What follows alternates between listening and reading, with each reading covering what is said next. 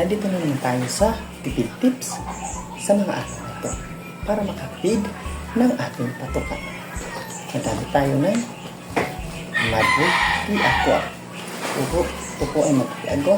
Gamit po natin para sa ating gagamitin patukan. Ang una, siyempre, hanap na lang. Kaya medyo malalapad. Hanap na ito.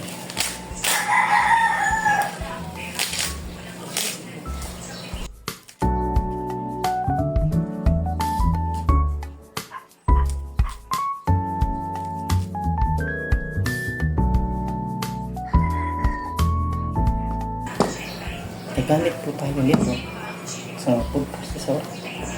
Sa ganun po ay madurog natin ang Madwood Aqua.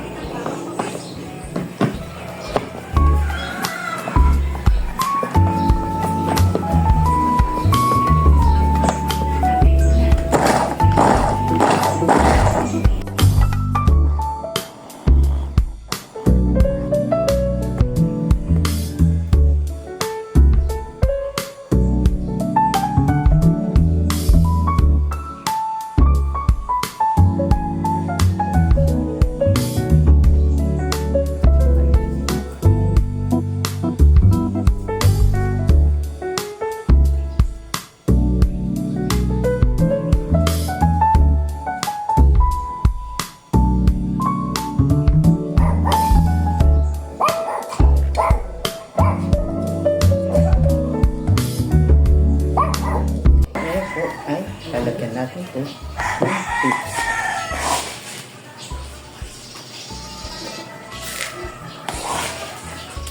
Ito po at ng pellets. Ito po tayo.